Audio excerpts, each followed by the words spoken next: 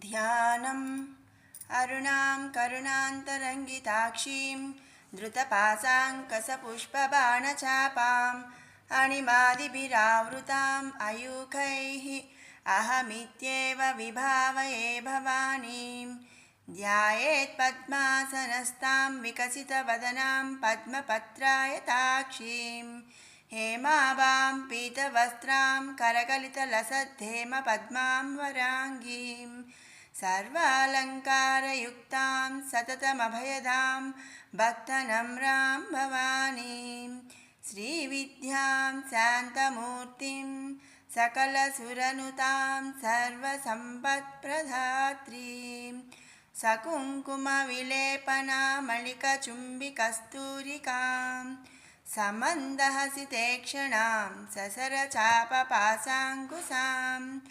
अशेषजनमोहिनीमरुणमाल्यभूषाम्बुरां जपाकुसुमभासुरां जपविदौ स्मरेदम्बिकाम् 39వ శ్లోకం. ఆజ్ఞాచక్రాంతరాళస్థా రుద్రగ్రంథి విభేదిని సహస్రారాంబుజారూఢా సుధా సారాభివర్షిణి. ఈ శ్లోకం యొక్క వివరణ తెలుసుకునే ముందుగా మనం మన శరీరంలో ఉండే షట్చక్రాలు అలాగే సహస్రార చక్రం గురించి క్లుప్తంగా తెలుసుకుందాం. ఎందుకంటే ఈ వచ్చే నామాలలో ఆ షట్చక్రాల గురించి కూడా ఉంటుంది. ఇవి తెలిస్తేనే అవి తెలుస్తాయి కాబట్టి ముందుగా మనం వీటి గురించి క్లుప్తంగా తెలుసుకుందాము. మొదటి చక్రం మూలాధార చక్రం. ఈ మూలాధార చక్రం అనేది మనిషి కింద అంటే మనం బాచాపట్లు వేసుకున్నప్పుడు నేలకి ఆనుతుంది కదండి మూలం. ఆ మూలం అనే మూలం దగ్గర ఈ మూలాధార చక్రం అనేది ఉంటుందన్నమాట. మూలాధార చక్రం నుంచి కొంచెం పైకి స్వాదిష్టాన చక్రం ఉంటుంది. ఈ స్వాదిష్టాన చక్రం అనేది మన కటి భాగంలో అంటే నడుము కింద భాగంలో ఉంటుందన్నమాట. ఈ స్వాదిష్టాన చక్రంకి కొంచెం పైన బొడ్డు దగ్గర నాభి అందు మణిపూరా చక్రం ఉంటుంది. ఇక ఈ నాభి దగ్గర నుంచి హృదయ స్థానంలో అనాహత చక్రం ఉంటుంది. ఈ అనాహత చక్రం నుంచి గొంతు స్థానం వరకు వెళ్తే గొంతు స్థానంలో విశుద్ధి చక్రం ఉంటుంది. ఇక అక్కడ నుంచి 2 కనుబొమ్మల మధ్యలో ఆజ్ఞాచక్రం ఉంటుంది. ఇవన్నిటినీ కలిపి షట్చక్రాలు అంటారు. ఈ షట్చక్రాలన్నిటికీ పైన మన నడి నెత్తిన సహస్రార చక్రం ఉంటుంది. ఈ సహస్రార చక్రం అనేది 7వ చక్రం. ఇక ఈ మొత్తాన్ని కలిపి కుండలిని చక్ర అని కూడా అంటాము. ఈ చక్రాలన్నిటి గురించి అంటే ఇవి ఏ చక్రానికి ఎవరు అధిపతి అలాగే దేనికి ఏమిటి అనేది అండ్ వాటి గురించి ప్రతిదీ కూడా నేను మరొక వీడియోలో మీకు వివరంగా అయితే షేర్ చేస్తాను. ఇప్పుడు మనం ఈ నామాలకు కావలసినట్లుగా ఈ చక్రాలన్నీ మనం తెలుసుకున్నాం కదా. ఇప్పుడు 39వ శ్లోకం వివరణ తెలుసుకుందాం. ఆజ్ఞా చక్రాంతరాళస్థ అంటే ఆజ్ఞాచక్రము మధ్యన ఉండునది అని అర్థం అన్నమాట. ఈ ఆజ్ఞాచక్రం అనేది నేను చూపించాను కదండి షట్చక్రాలు. మనము కింద నుంచి 3 చక్రాలు చెప్పుకున్నాం కదా. ఇది ఆజ్ఞాచక్రం. ఈ ఆజ్ఞాచక్రం వచ్చి 2 కనుబొమ్మల మధ్యన ఉంటుంది.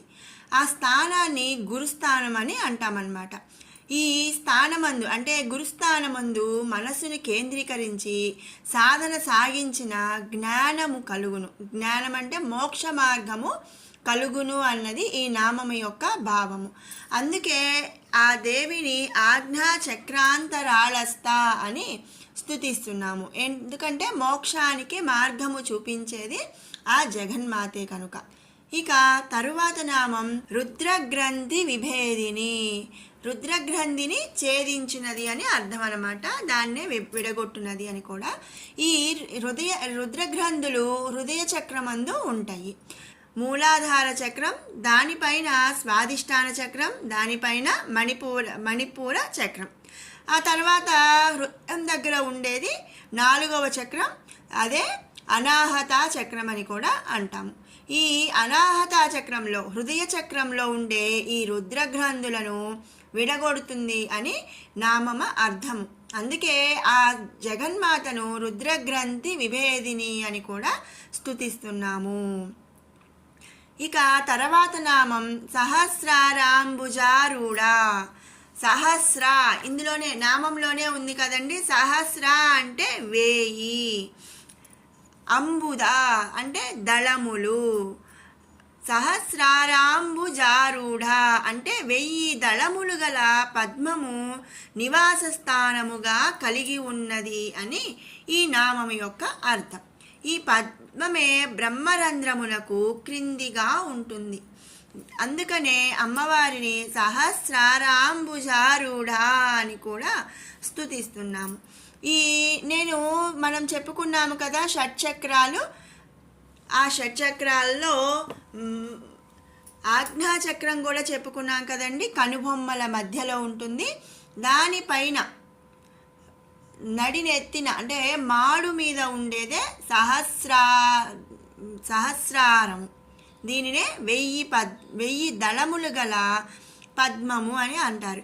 ఈ 1000 దళములు గల పద్మమే ఆ జగన్మాత నివాసముగా కలిగి ఉన్నది అని ఈ నామము యొక్క అర్థము. అందుకనే ఆ దేవిని సహస్రారాంబుజారూఢ అని స్తుతిస్తున్నాము.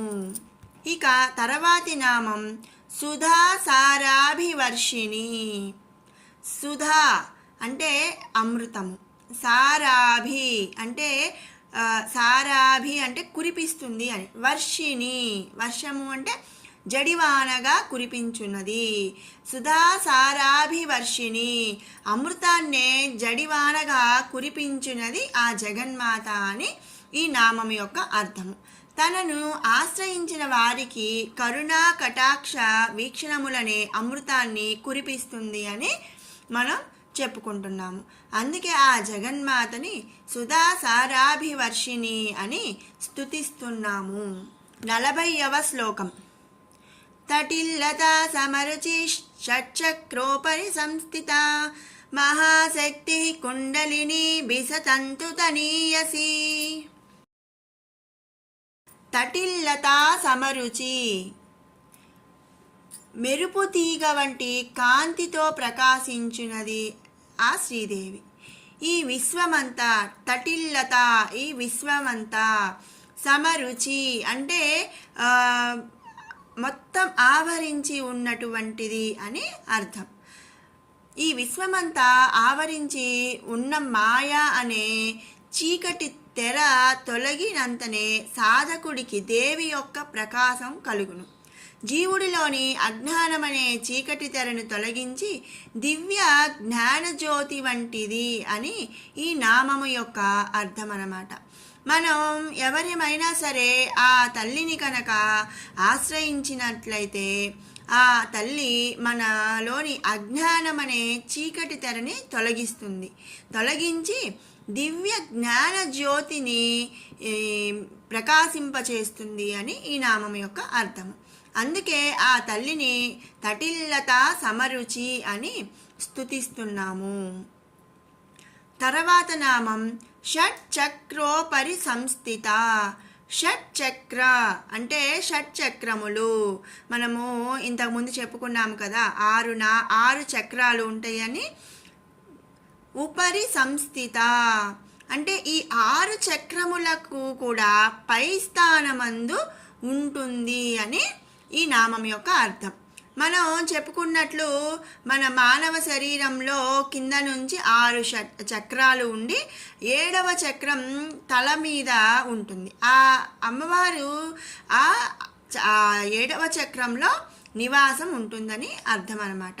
మనం చెప్పుకున్నాం కదండి, సహస్రారాంబుజారూఢ అంటే 1000 దళములు గల ఒక పద్మము సహస్రారం దగ్గర ఉంటుంది. అదే ఆ జగన్మాత యొక్క నివాసము అని చెప్పుకున్నాము. ఆ పద్మమునందు లలితాదేవి కొలువై ఉన్నది. అందుకనే ఆ దేవిని షట్ చక్రోపరి సంస్థిత అని మనం స్తుతిస్తున్నాము. ఈ నామాల ప్రకారం ఏంటంటే మూలాధార చక్రము నుంచి మొదలుకొని ఆ పద్మం అంటే సహస్ర చక్రం అంటే 1000 దళములతో ఉన్న పద్మము ఒక కాడ మనం చెప్పుకున్నాం కదండి, బ్రహ్మగ్రంథులని, విష్ణు గ్రంథులని, రుద్రగ్రంథులని ఛేదించుకుంటూ సహస్రదళ పద్మమును చేరిన ఒక తీగ ఈ జగన్మాత. మనం ఒక పద్మం అంటే తామర పువ్వుకి కింద కాడ ఎలా అయితే ఉంటుందో ఆ కాడలాగానే ఈ బ్రహ్మగ్రంథులని, విష్ణు గ్రంథులని, రుద్రగ్రంథులను ఛేదించుకుంటూ ఆ పద్మాన్ని చేరింది. ఆ పద్మమే మన లలితాదేవి కొలువై ఉన్న స్థానము. అందుకే ఆ దేవిని షట్చక్రోపరి సంస్థిత అని మనం స్తుతించుకుంటున్నాము. తర్వాత నామం మహాశక్తి. మహా అంటే ఎక్కువ, అతి శక్తివంతమైనది. మహాశక్తి అంటే ఎంతో శక్తివంతమైనది అని అర్థం అన్నమాట. సహస్రార పద్మమందలు శివశక్తుల సంయోగమందలి ఆసక్తి కలిగినది అని ఈ నామం యొక్క అర్థము. అగ్ని వంటి తేజస్సు కలిగి ఉండుటనందు ఆసక్తి కలిగినది అని కూడా చెప్తారు. అందుకే ఆ దేవిని మహాశక్తి అని స్తుతిస్తున్నాము. తర్వాత నామం కుండలిని. 2 చెవులకు 2 కుండలములను కలిగి ఉన్నది అని నామము యొక్క అర్థము. కుండలిని శక్తికి అధిదేవత కుండలిని శక్తి వెన్నుపూసకు కింద భాగమున ఉన్న సుషుమ్నా నాడి యందు మధ్య ప్రదేశమందుండును.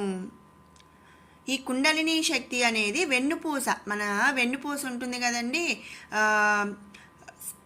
ఆ వెన్నుపూస యొక్క క్రింద భాగమునున్న సుషుమ్నా నాడి యందు ఈ కుండలిని శక్తి అనేది నిక్షిప్తమై ఉంటుందన్నమాట. అందుకే ఈ జగన్మాతను కుండలిని శక్తి అని కూడా అంటారు. ఎందుకంటే 2 చెవులకు కూడా 2 కుండలములను కలిగి ఉన్నది అని చెప్తారు కాబట్టి కుండలిని అని స్తుతిస్తున్నారు. బిసతంతు తనీయసి అంటే తామర తూడులోని దారం, అంటే తామర కాడు ఉంటుంది కదా, దాంట్లోని ఒక సన్నని దారము వలె స్వరూపమును కలిగి ఉన్నటువంటిది ఆ జగన్మాత.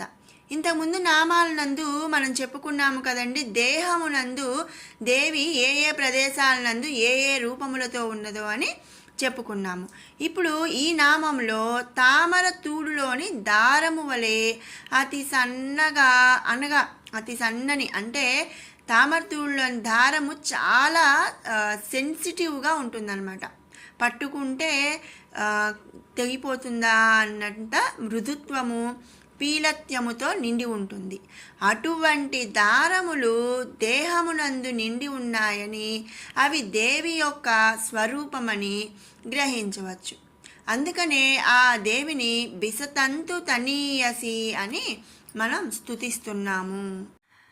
ఈ ముందు 4 శ్లోకాలు అంటే 37, 38, 39, 40 శ్లోకాల్లో ఆ జగన్మాత మన మానవ శరీరంలో ఎలా ఉంటుంది అనేది మనకి తెలిసింది.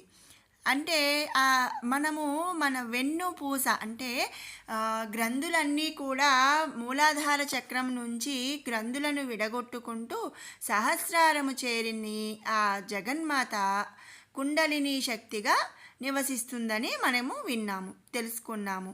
అయితే ఇదంతా కూడా మనం సైంటిఫిక్గా చెప్పాలి అంటే మన మానవ శరీరంలోని వెన్నుపూస, వెన్నుముక అందరికీ తెలిసిందే కదండి, స్పైనల్ కార్డ్. మనం ఆ వెన్నుపూస కనుక లేకపోతే లేదా ఏమైనా డ్యామేజ్ అయితే మనం నిలబడలేము, ఏ పని చేయలేము. మనం వింటుంటాం కదండి, వాళ్ళకి వెన్నుపూస అరిగిపోయిందని కానీ లేదా స్పైనల్ కార్డ్ డ్యామేజ్ అని ఇలా చాలా మనం వింటూనే ఉంటాము. అది ఒక్కటి మన శరీరంలో సరిగా లేకపోతే మనం నిలబడలేము, కూర్చోలేము. అంటే మన మానవ శరీరం ఏ పని చేయాలన్నా కూడా ఆధారమైనది ఏమిటి అంటే స్పైనల్ కార్డ్. ఆ స్పైనల్ కార్డే ఆ జగన్మాత, అలాగే మనకి ఆధారం ఆ శ్రీ లలితా త్రిపుర సుందరి అనే ఈ నామాల యొక్క అర్థం అన్నమాట.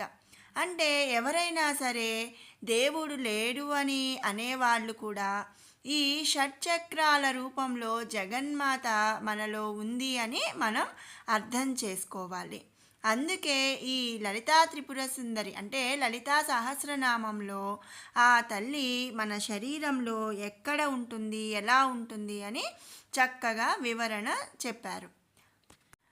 కాబట్టి ప్రతి వాళ్ళు కూడా శ్రీ లలితా సహస్రనామం ఎప్పుడైనా ఒక్కసారైనా సరే చదవటం కానీ వినటం కానీ చేస్తే చాలా మంచిది అని ఈ నామాల యొక్క అర్థం మనం తెలుసుకోవాలి. ఇప్పుడు మనం 39, 40 శ్లోకాల వివరణ తెలుసుకున్నాం కదా. 37 నుంచి 40 శ్లోకాల వరకు 2 సార్లు పారాయణ చేసుకుందాం. కులాంగన కులాంతస్థ కౌలిని కులయోగిని అకుల సమయాంతస్థ సమయాచార తత్పర మూలాధారైక నిలయ బ్రహ్మగ్రంథి విభేదిని మణిపూరాంతరుదిత విష్ణుగ్రంథి విభేదిని ఆజ్ఞాచక్రాంతరాళస్థ రుద్రగ్రంథి విభేదిని సహస్రారాంబుజారుడ సుధాసారాభివర్షిణి తటిల్లతా సమరుచి షట్చక్రోపరి సంస్థిత మహాశక్తి కుండలిని బిసతంతు తనీయసి. మరొక మారు పారాయణ చేద్దాము. కులాంగన కులాంతస్థ కౌలిని కులయోగిని అకుల సమయాంతస్థ సమయాచార తత్పర మూలాధారైక నిలయ బ్రహ్మగ్రంథి విభేదిని మణిపూరాంతరుదిత విష్ణుగ్రంథి విభేదిని ఆజ్ఞాచక్రాంతరాళస్థ రుద్రగ్రంథి విభేదిని సహస్రారాంబుజారుడ సుధాసారాభివర్షిణి తటిల్లతా సమరుచి షట్చక్రోపరి సంస్థిత మహాశక్తి కుండలిని బిసతంతు తనీయసి. ఓం శ్రీమాత్రే నమః.